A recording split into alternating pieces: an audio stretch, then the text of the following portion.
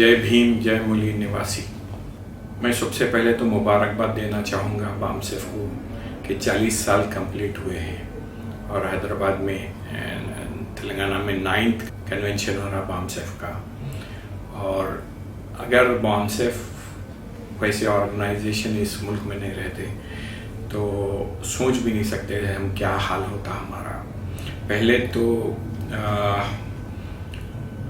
फूले साहब और अंबेडकर साहब के बग़ैर हम ये हमारी कौम के बारे में सोच नहीं सकते। जो कंट्रीब्यूशन था फूले साहब का और अंबेडकर साहब का, अगर वो दो इंसान नहीं पैदा होते 100 साल में तो मैं समझता हूँ हम अभी वही 400, 800, 1000 साल पुराने मूल निवासियों के वैसा ज़िंदगी गुजारना पड़ता था। तो हम शुक्रगुजार रहना चाहिए अंबेडकर साहब के और फूले साहब के, हमारे अंदर अवेयरनेस लाए, तालीम का अवेयरनेस लाए, ये सब लाए। जहाँ तक बामसेफ का ताल्लुक़ है, बामसेफ जो काम कर रहा है उसको मैं मुबारकबाद दूँगा। और आज की जो टॉपिक है उसके ऊपर ख़ास तौर पे मैं समझता हूँ कि हिंदुस्तान में हमारे को डेमोक्रेटिक राइट मिला, वोटिंग राइट मिला, मगर ये वोटिंग राइट में हमें जो मिला है वो एक कंपनी थी, gramophone company, his master voice, HMV, his master voice, उसका एक एम्बलम रहता था, एक कुत्ता रहता था। हमें जो डेमोक्रेसी मिली इस 70 साल में इंडिया में, वो डेमोक्रेसी में जो लीडर्स डेवलप हुए हैं, चाहे वो मुसलमान के हो, ST के हो, SC के हो, BC के हो, वो ऐसे लीडरशिप डेवलप हुई जो बी फॉर्म जो देता है उसके वास्ते काम करते हैं। जैसा कांग्रेस बी फॉर्म देती है तो वो कांग्रेस के वास्ते काम करते हैं, बीजेपी वो उन लोगों के ज़र खरीद गुलाम रहते हैं हर वक्त। वो हो सकता मुसलमान लीडर हो सकता दलित लीडर हो सकता BC लीडर हो, मगर उनकी कमिटमेंट जो है अपनी पार्टी के वास्ते रहता है। अपनी पार्टी का जो बी फॉर्म देता है वो पार्टी का लीडर है, उसकी ग़ुलामी में मसरूफ़ रहते हैं, ना कि हमारी गरीब कौम के, चाहे वो मुसलमान हो या कोई हो, उनके वास्ते काम करे। ये अलमिया है इंडियन डेमोक्रेसी का। ये डेमोक्रेसी में अम्बेडकर साहब चाह रहे थे कि सेपरेट वोटिंग हो, सेपरेट सीट्स हो for SCs and BCs and minorities. वो उसको माना नहीं गया, फिर उनकी बात को मान नहीं के फिर यकीन दिलाया गया था उनको कि इंसाफ होगा हर एक के साथ। मगर आज 70 साल में हम जो देख रहे हैं, जैसा HMV की मैं बात कर रहा हूँ उसका कंटिन्यूएशन करूँगा।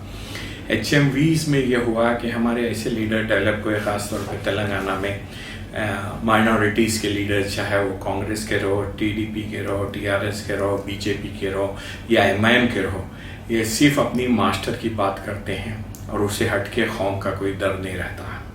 वैसा ही SCs में हुआ, STs में हुआ, बैकवर्ड क्लास में हुआ, हर एक ट्राइबल्स में हुआ। ऐसे ऐसे लीडर को डेवलप करें जो सिर्फ अपनी औलाद को लीडर बनाना चाहता है, ना उन्हें कभी ज़िंदगी में अपनी कौम से, अपने डाउन ट्रोडन से इंटरेस्ट है। जैसा कि वेंकट स्वामी साहब लीडर बने SCs के, क्या करें, बहुत बड़ी इंडस्ट्री के अपने बेटे को MLA MP बना के छोड़ दिया और कुछ नहीं, उनका कंट्रीब्यूशन इतना ही है। एक कॉलेज चैरिटी का करें, उससे बढ़ के नहीं। वैसा ओवैसियाँ है, ओवैसियाँ क्या करें, कॉलेजेस बना दिए, अपने ज़र खरीद ग़ुलामों को MLAs बना दिए जिसकी ताकत नहीं है कि क्या सही है क्या गलत है। वैसा ही हर कास्ट में MIM में हो रहा, वैसा ही BJP में हो रहा, वैसा ही TDP में हो रहा, TRS में हो रहा। तो ये बदकिस्मती है डेमोक्रेसी हमारे को। तीसरी बात यह है कि जब भी डेमोक्रेसी की बात आती है तो एक मायूसी छा जाती है। एक MLA के वास्ते लड़ने के वास्ते 1 करोड़ होना पड़ता है। एक हमारे दिमाग, हमारे जहन में बिठा दिया है कि पैसा ही रहा तो आप इलेक्शन लड़ सकते हैं। MP के वास्ते 10 करोड़ से 100 करोड़, MLA के वास्ते 1 करोड़ से 5 करोड़ पैसा बैंक में है या ब्लैक का पैसा है, फंडिंग मिली तो आप इलेक्शन लड़ सकते हैं।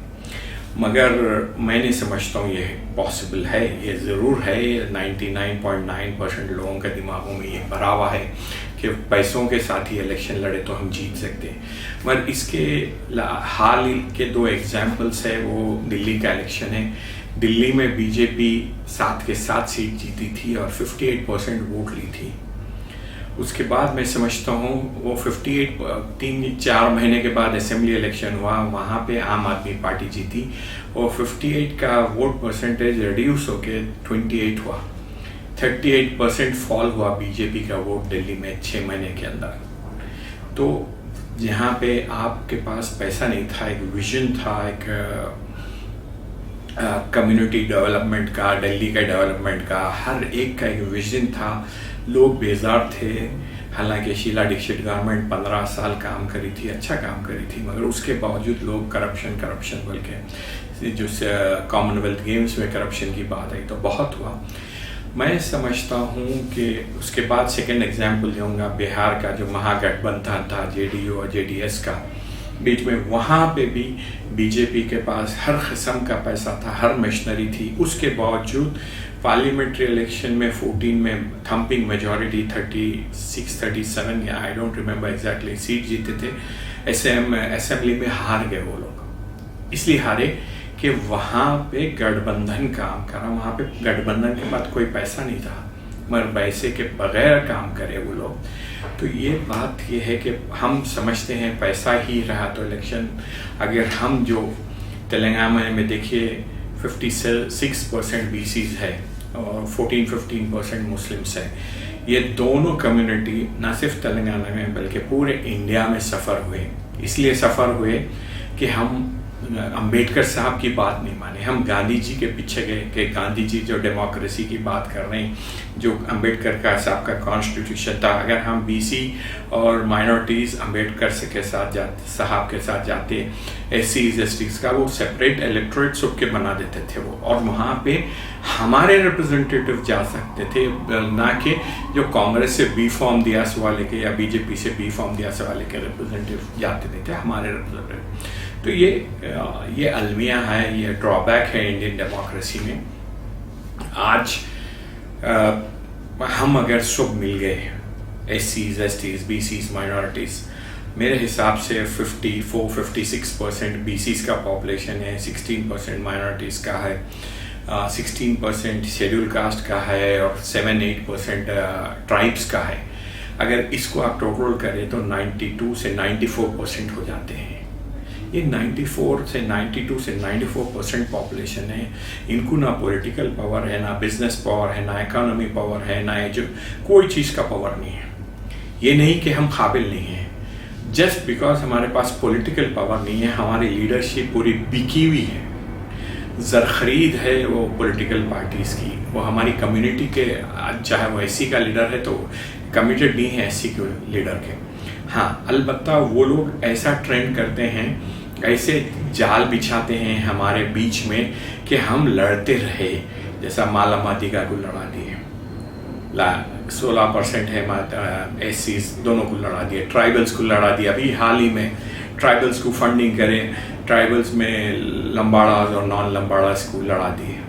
तो आपकी जो पॉलिटिकल स्ट्रेंथ है 8% में ट्राइबल्स की, 16% में एससीज की, उसको डिवाइडेड बाय 3 कर रहे हैं, डिवाइडेड बाय 4 कर रहे हैं। और जो असल इश्यूज है हमारे, चाहे वो एससी के रहो, माइनॉरिटीज़ के रहो, बीसी में भी वैसी किया गया, बीसीओ में भी ओबीसी बोल दिए, एमबीसी बोल दिए, उसके बाद यादव को अलग करे, मुदिराज को अलग करे, गौड़ों को अलग करे, ये लोगों को करे। आप अगर देखेंगे तारीख मुसलमानों में भी देखिए, ऐसी लीडरशिप डेवलप करते हैं और ये लोगों को डिवाइड करते हैं, और ये जो 6-7% कम्युनिटी है वो पूरा पॉलिटिकल पावर एंजॉय करती है।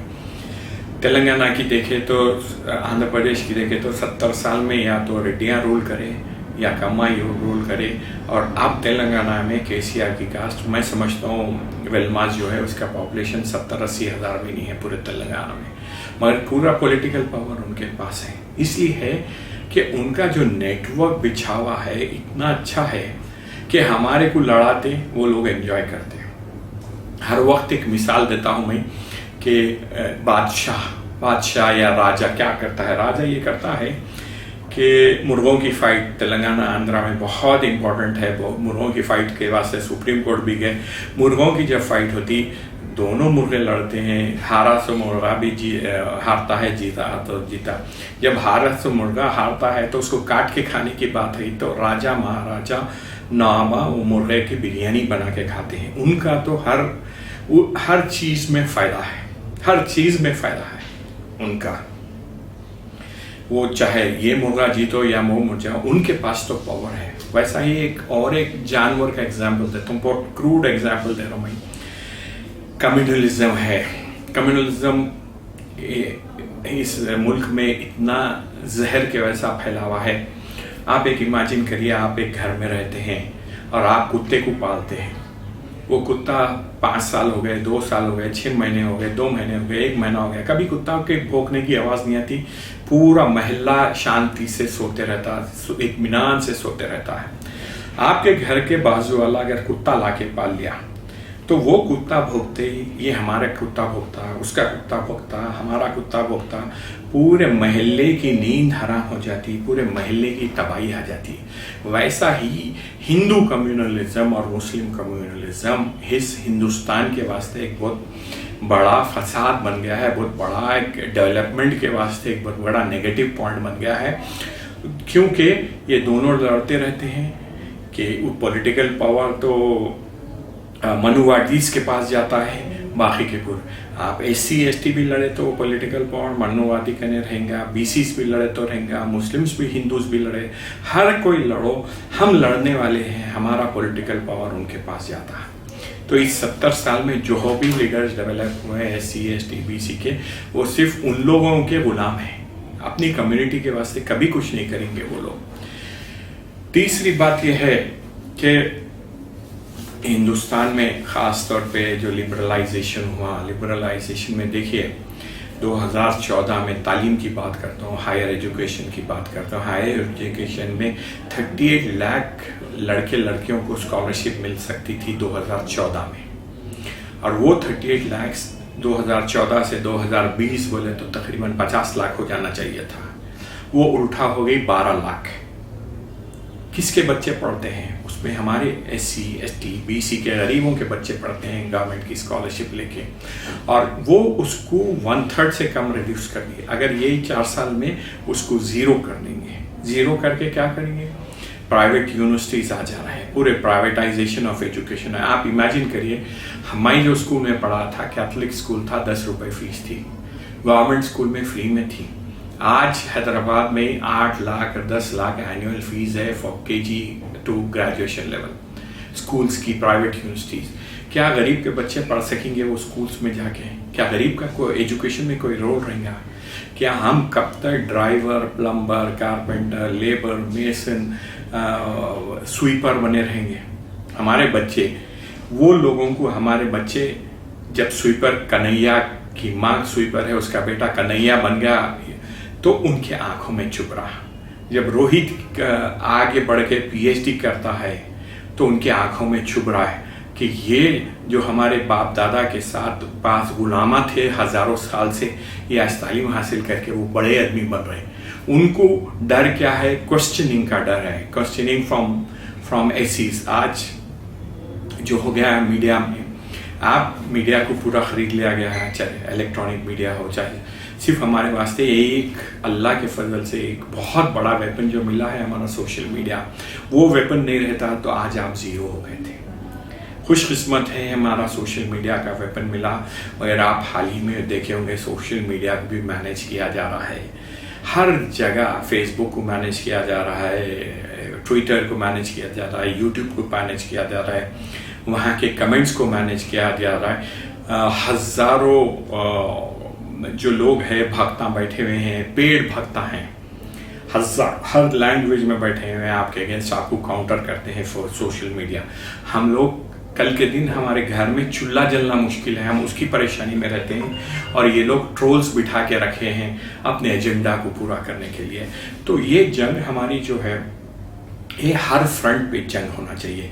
प्राइवेट यूनिवर्सिटीज़ में क्या हम, आप इमेजिन करो SC ST BC और माइनॉरिटीज़ के बच्चे जाके प्राइवेट यूनिवर्सिटी में पढ़ सकते हैं? ख्वाब में भी नहीं सोच सके। प्राइवेट स्कूल्स में पढ़ सकते हैं। आज गवर्नमेंट स्कूल्स को रिड्यूस कर दे रहा है प्राइवेट गवर्नमेंट यूनिवर्सिटीज़। कल एक ऐसा वक्त आएगा आज आईआईटी की वजह से एससी, एसटी, माइनॉरिटी, बीसी के बच्चे पढ़े हुए हैं। क्यों? बीसीस का अभी एक हाल ही में सर्वे आया, डेंटल बीडीएस और एमडीएस के कोर्सेज में 70% बीसीस के क्या बोलते हैं, सीट भी फिलअप नहीं हुए, क्योंकि उनका कोई लीडर क्वेश्चन करने तैयार नहीं है। बीसीस का आज क्यों बीडीएस और एमडीएस में सीट्स क्यों नहीं फिलअप हुए उनके, उसकी ना पब्लिसिटी। जो स्कीम आता है वो जियो निकलता है, पेपर में फाइल में चले जाता है, उसका अवेयरनेस तक नहीं आता है। मैं तेलंगाना और की बात करूंगा। तेलंगाना की जो स्कॉलरशिप है एससी की 200 करोड़ रुपए एससी को है, फॉरेन एजुकेशन स्कॉलरशिप, फॉरेन हमारे बच्चे जा सकते हैं, एसटी के बच्चे जा सकते हैं, बीसी के बच्चे जा सकते हैं। ये एससी की 200 करोड़ है, एसटी की 200 करोड़ है। अगर आप रियल स्टैटिस्टिक निकाल के देखें तो 300 बच्चे नहीं जा रहे, जबकि उनके 5000 बच्चे जाना है एनुअली, क्योंकि वो लोगों को मालूम ही नहीं है। और उनकी इंग्लिश लैंग्वेज इतनी लेवल कोचिंग, अगर गवर्नमेंट 5,000 बच्चों को भेजना चाह रही तो इंग्लिश के कोचिंग सेंटर्स लिखना था, क्योंकि आप टोफिल लिखना और जीमैट लिखना, ये एग्जाम्स लिख के पास होंगे तो आप एलिजिबल रहेंगे। पहली चीज़, ये बच्चों को अवेयरनेस नहीं है, ये लड़कों को लड़कियों को नॉलेज नहीं है कि क्या है ओवरसीज स्कॉलरशिप। जब मालूम ही नहीं है, नॉलेज ही नहीं है, तो ये लोग क्या पढ़ेंगे, क्या लिखेंगे, क्या जाएंगे बाहर। ये नहीं चाहते, खाली एक जियो निकलना, एक जियो निकला, फाइल में चले गया, आईएएस ऑफिसर लगा देता, वो भी एक भक्त रहता, वो कभी नहीं चाहता कि गरीब के बच्चे तालीम हासिल करें बाहर जाके। कल के दिन अम्बेडकर साहब एक बाहर गए थे तो कॉन्स्टिट्यूशन लिख दिए थे इंडिया का। अगर हमारे हजारों बच्चे गरीबों के एससी, एसटी, बीसी, माइनॉरिटीज के बच्चे जब बाहर जाके उनका विजन, दुनिया भर का विजन चेंज हो जाएगा और उन्होंने एक पॉलिटिकली चैलेंज बन जाएंगे कम्युनिटी, जो भक्त, जो मनुवादी सोच है उसके वास्ते। देखिए, आप इकोनॉमिक कैपिटलिज्म बोल रही है तो प्राइवेट एजुकेशन का बोले। देखिए, नवरत्न कंपनीज 10-15 साल पहले इंडिया में धीरू भाई अंबानी का, रिलायंस का कैपिटलाइजेशन अगर फर्ज करिए, एग्जाम्पल दे रहा हूँ, 10,000 करोड़ था, तो एक मुझे अभी भी याद है, एक ज़माने में ओएनजीसी का कैपिटलाइजेशन रिलायंस से पड़ा हुआ था, एनएमडीसी का कैपिटलाइजेशन नंबर 2, नंबर 3, नंबर 5 पे रहता था। वैसे क्या हुआ ओएनजीसी का? ओएनजीसी के engineers millions of rupees, millions of dollars खर्च करके वो रिपोर्ट बनाए कहाँ कहाँ गैस है, कहाँ कहाँ पेट्रोल है इंडिया में, और वो इंजीनियर को हायर करा रिलायंस, और वो पूरी रिपोर्ट ले लिया, मिलियंस और करोड़ ऑफ रुपीस खर्चे हुए, वो रिपोर्ट मिल गई। और मुकेश अंबानी साहब बिड करे, प्राइवेट बिडिंग करे, गोदावरी, जहाँ जहाँ हिंदुस्तान में जहाँ जहाँ बिडिंग है, जहाँ जहाँ अच्छे वेल्स है, मुकेश अंबानी को चले गए। अब आप बोलिए कहाँ का ये ओपन कंपटीशन है? वैसा ही बीएसएनएल नवरत्ना कंपनी थी, क्या हुआ वो दोनों का, बीएसएनएल का? आज सिख हो गए। क्यों हो गए सिख? जिसका कैपिटलाइजेशन आज वहां पे स्टाफ को गोल्डन हैंडशेक दे रहे हैं, निकाल दे रहे हैं, कल के दिन बंद कर देंगे सिख करके। वैसा ही पूरा हिंदुस्तान भर में डिफेंस की बात आती है, डिफेंस का कॉन्ट्रैक्ट होता है, डिफेंस का कॉन्ट्रैक्ट, एक कंपनी फ्लोट होती है, हॉल बिडर था, हॉल को मिलना चाहिए था राफेल का कॉन्ट्रैक्ट। आज कोई अनिल अंबानी की कंपनी को 5 टाइम्स ज्यादा रेट में देते हैं। और ये कंपनी, अनिल अंबानी का क्या एक्सपीरियंस है? अनिल अंबानी का एक ही एक्सपीरियंस है, बाप के दिए हुए 80% कंपनीज को वो डुबा दिया और उसको राफेल का कॉन्ट्रैक्ट देता है 15 दिन पहले, कॉन्ट्रैक्ट साइन करने से 15 दिन पहले कंपनी विदाउट एनी एक्सपीरियंस। क्या मेरे को या दलित के, एससी के, एसटी के, बीसी के बच्चे को ये कॉन्ट्रैक्ट मिल सकता है? ख्वाब में भी नहीं मिल सकता है। This is all chronic capitalism which is happening. ये इसीलिए हो रहा है कि हमारी आपकी गलतियों की वजह से हम लोगों में यूनिटी नहीं है। तेलंगाना में हम 92-94% पॉपुलेशन है, कहाँ है यूनिटी?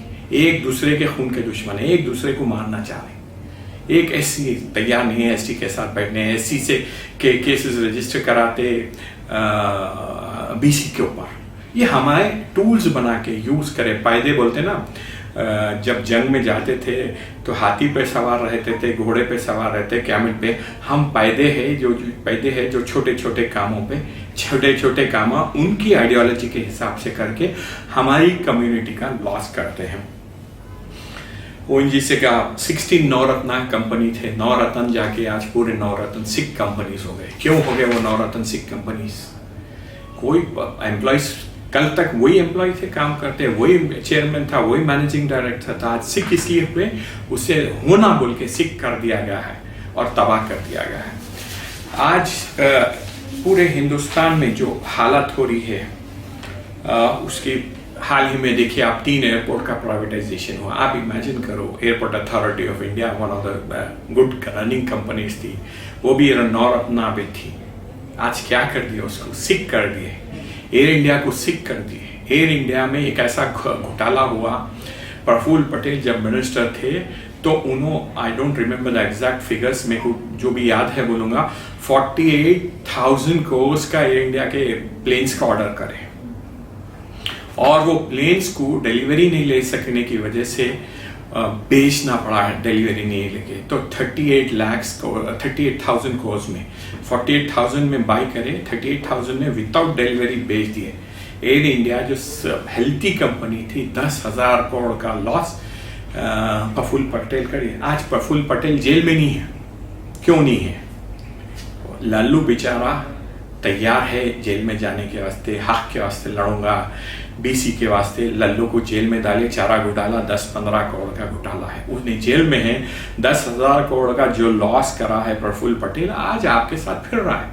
कभी मोदी के साथ रहते हैं, कभी BJP के साथ रहते हैं, कभी NCP के साथ रहते हैं। गुजरात में इलेक्शन में, सदर्न गुजरात में इलेक्शन में 38 सीट्स NCP ठहरा देती है, उसकी वजह से BJP जीतती है, कांग्रेस हारती है। गुजरात में 38 जगह जो मराठी गुजराती कॉमन एरिया है उसमें सीट कराते। ये हमारे साथ पॉलिटिकल गेम खेला जा रहा है जिसकी हम सोच भी नहीं सकते। लास्ट और लीस्ट मैं आपको बात करूंगा EVM मशीन्स की। EVM मशीन्स क्या है? आप देखिए, फेसबुक को मैनेज कर सकते हैं, ट्विटर को मैनेज किया जा रहा है और यूट्यूब को मैनेज किया जा रहा है। क्या EVM मशीन को मैनेज नहीं कर सकते? EVM मशीन में जो हो रहा है काम 2004 में भी मैनेज हुआ, 9 में भी हुआ, 14 में भी हुआ, 2019 में भी हुआ। अमेरिका, यूरोप में इतने बड़े डेमोक्रेसीज हैं, वहाँ पे अभी भी बैलेट पेपर्स है। क्यों इंडिया में EVM है? EVM की वजह से बहुत ज़्यादा मैनिपुलेट किया जा रहा है वोटिंग मशीन्स को। तो मुझे यकीन है कि हम SCs, STs, BCs और माइनॉरिटीज सब एक प्लेटफॉर्म में है, ख़ासतौर पे तेलंगाना हो या इंडिया में हो। तो हमें जब तक पॉलिटिकल पावर नहीं मिलेगा, हम लोग ऐसी ही चपरासी बनना पड़ेगा, ड्राइवर, प्लम्बर, कारपेंटर रहना पड़ेगा। अभी भी होश में आना चाहिए हमारी कौम को। अगर होश में नहीं आएंगे हम, तो फिर हमें यही, हमारी औलाद को भी यही नौकरियां करना पड़ेगा। मैं मुबारकबाद देता हूं BAMSEF को और उनकी टीम को, और यकीन रखता हूं कि आप लोगों का जो कॉन्वोकेशन है वनडे का, उसमें बहुत अच्छा काम होगा। एक यूनिटी के मैसेज मिलेगा आप लोगों को। शुक्रिया, थैंक यू वेरी मच।